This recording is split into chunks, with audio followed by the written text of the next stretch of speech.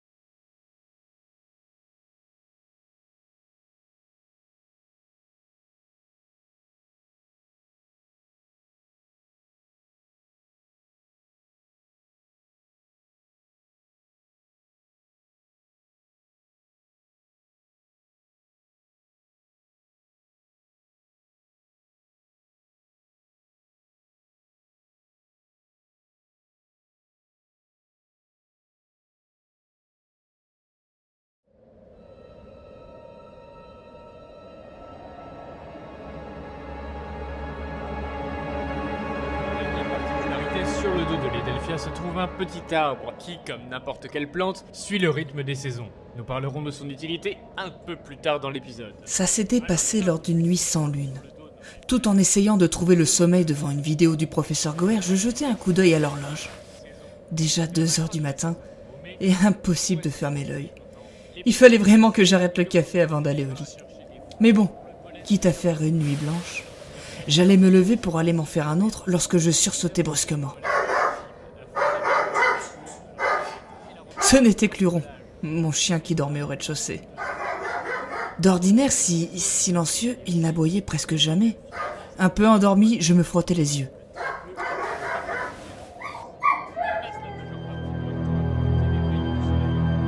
Je n'avais pas rêvé. Luron venait de geindre. Et maintenant plus rien. Le silence.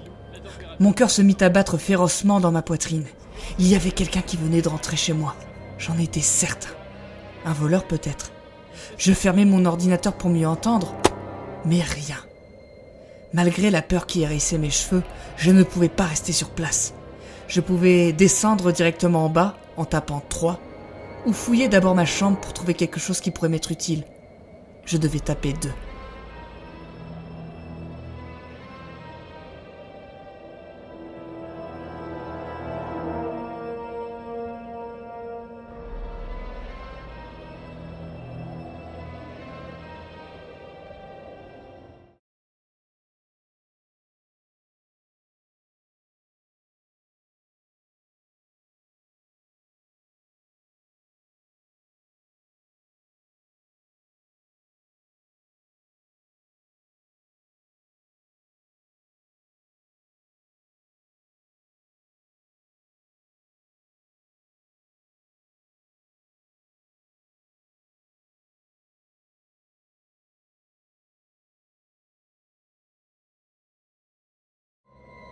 Avec la lenteur d'un mort, je sortais de mon lit et je prêtais oreille quelques minutes. Mais aucun bruit, à part le vent qui mugissait. Luron était silencieux. Je ravalai ma salive et balayai ma chambre du regard. À part mes livres, mon ordinateur et des vêtements qui traînaient par terre, je ne voyais pas grand-chose qui puisse me rassurer. Dans le noir, je repérais tout de même mon téléphone sur ma table de chevet. Il pouvait peut-être m'aider à appeler de l'aide. Je pensais également à mon trousseau de clés que j'avais laissé dans une poche de mon pantalon par terre. L'un ou l'autre de ces objets pourrait peut-être m'être utile. Après m'être décidé, je sortais à petits pas de la chambre. Puis, je descendais lentement les marches de l'escalier qui menait au rez-de-chaussée.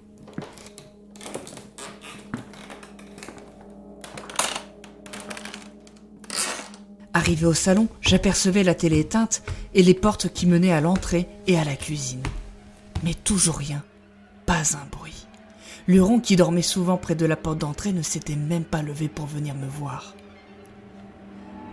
C'est alors que je le vis.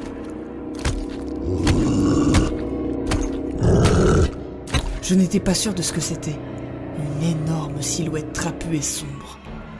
Elle marchait à pas lourds, pénétrant dans le salon par la porte ouverte qui menait à l'entrée et balançant ses 2 longs bras aux mains griffues. Stupéfait et terrorisé, je me cachai aussitôt derrière un canapé avant qu'elle n'ait eu le temps de me voir. La bête se figea au milieu du salon, m'empêchant de bouger et reniflant l'air. Si j'avais un téléphone sur moi, je devais taper sur la touche 4 de mon clavier. Sinon, je devais taper sur la touche 6.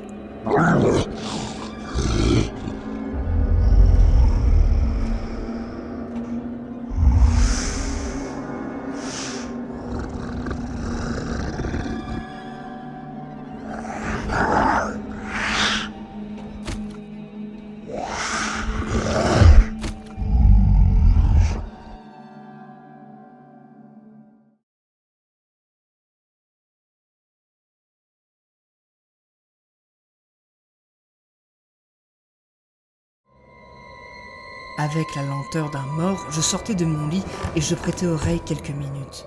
Mais aucun bruit, à part le vent qui mugissait. Luron était silencieux. Je sortais à petits pas de la chambre, puis je descendais lentement les marches de l'escalier qui menait au rez-de-chaussée.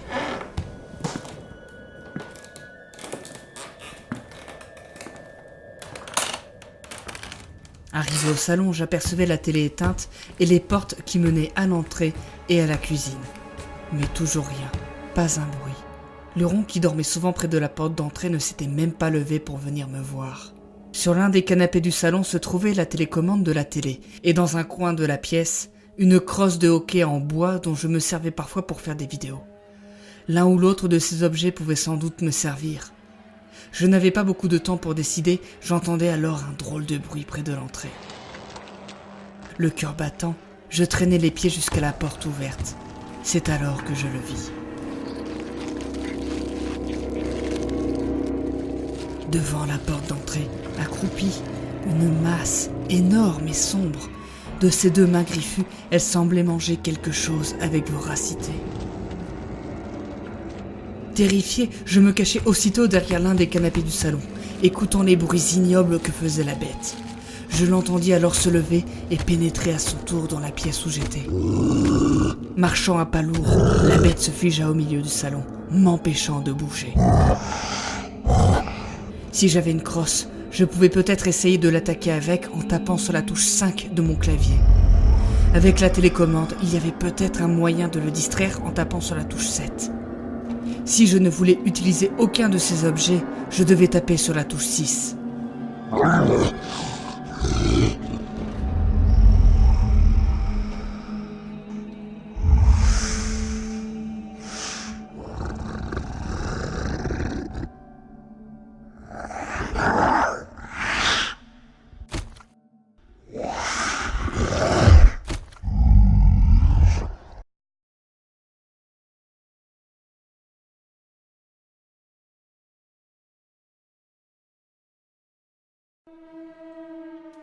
Dos contre le canapé, je serrai la main sur mon téléphone, ne bougeant pas d'un pouce, cherchant une idée pour me sortir de là. Le monstre ne bougeait pas non plus, presque silencieux. Si seulement je pouvais atteindre la porte d'entrée et m'enfuir de la maison. C'est alors que l'impensable se produisit. Merde. Actuellement au répondeur du troll, car je ne suis pas... J'arrivais finalement à éteindre mon téléphone. Une sueur froide coula le long de mon échine tandis que je sentais un souffle chaud sur mon crâne. Lentement, j'osai lever les yeux. J'eus juste le temps d'apercevoir une tête énorme au-dessus de moi et 2 yeux rouges qui me fixaient. Sa tête s'ouvrit pour laisser apercevoir plusieurs rangées de dents tordues et tranchantes.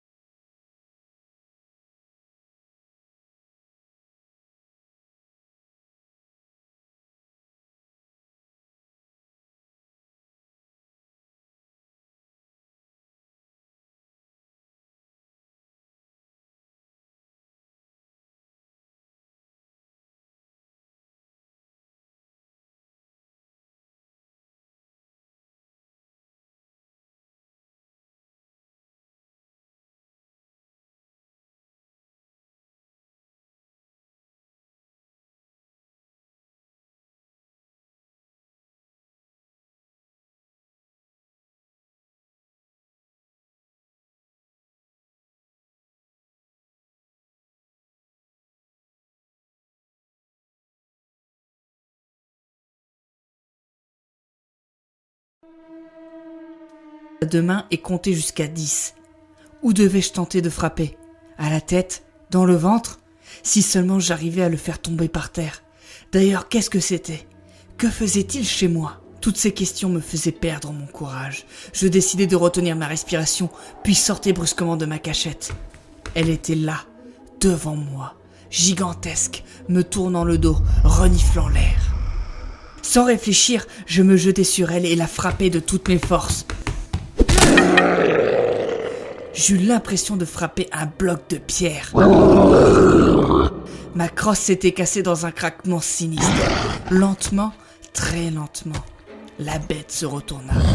Sur son crâne que je distinguais à peine, 2 yeux rouges me détaillaient avec colère.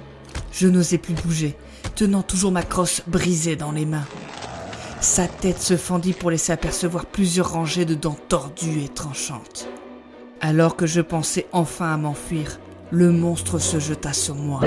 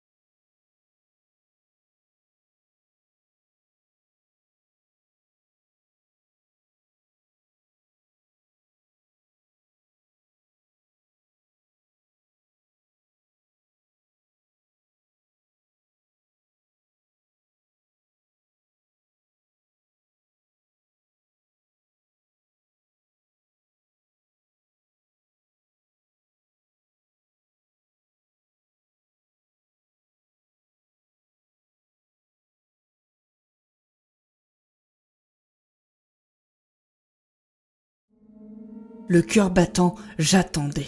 Si jamais cette chose allait fouiner du côté de ma cachette, j'étais très certainement foutu. Mais elle n'en fit rien. Elle reniflait l'air, se grattait et redevenait ensuite silencieuse. Nous restions là pendant une éternité lorsque le monstre fit enfin un mouvement. Je crus que mon cœur allait exploser. Fort heureusement, je l'entendais s'éloigner. Alors seulement j'osais jeter un coup d'œil hors de ma cachette. L'énorme silhouette se déplaçait vers la cuisine, me laissant la possibilité de rejoindre l'entrée.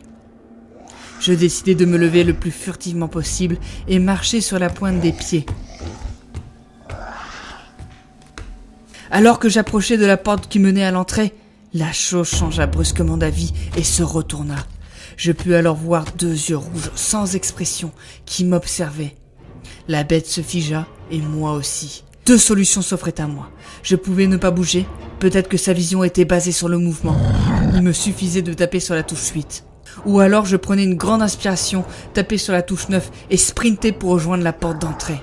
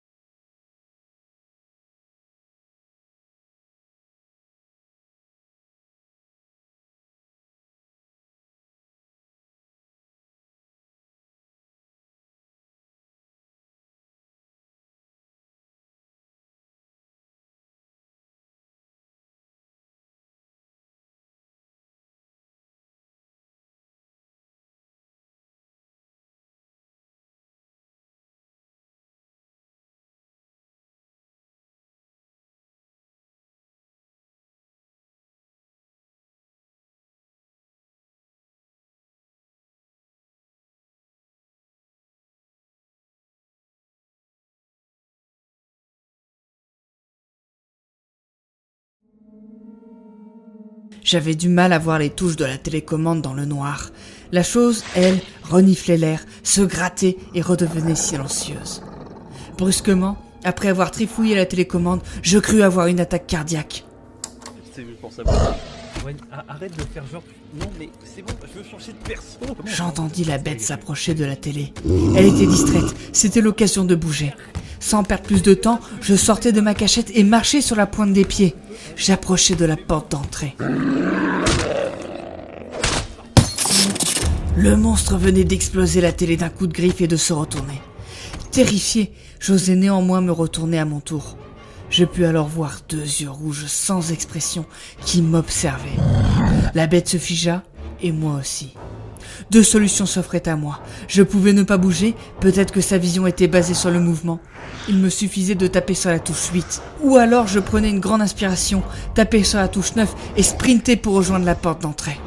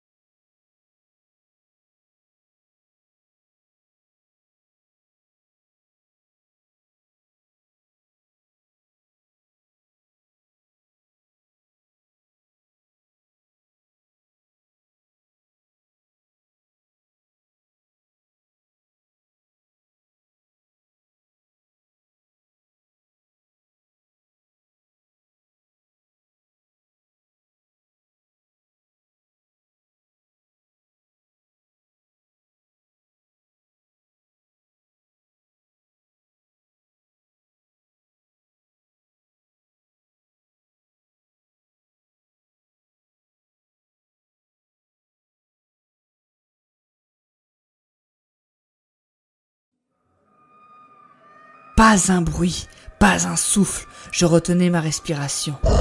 Le monstre cligna des yeux. Il fit un pas, puis un autre. Je l'entendais pousser ce qui ressemblait à un grognement. Lentement, mais sûrement, il s'approchait de moi. J'aurais dû courir, mais je n'osais plus bouger. Je sentais son souffle chaud sur mon visage. Il se dressa complètement, sa tête touchant presque le plafond. Sa tête se fendit et dévoila des crocs tordus et tranchants.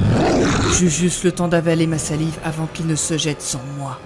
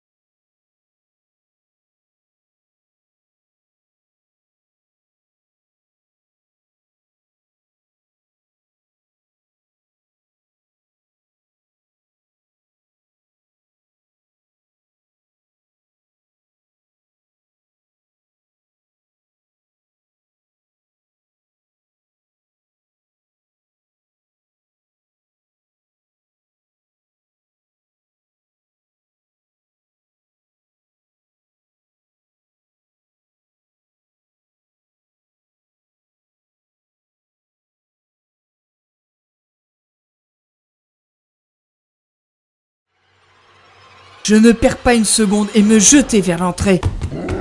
J'eus le temps d'un haut le cœur en apercevant une petite masse en miettes et sanguillonnante par terre. Le corps de mon chien.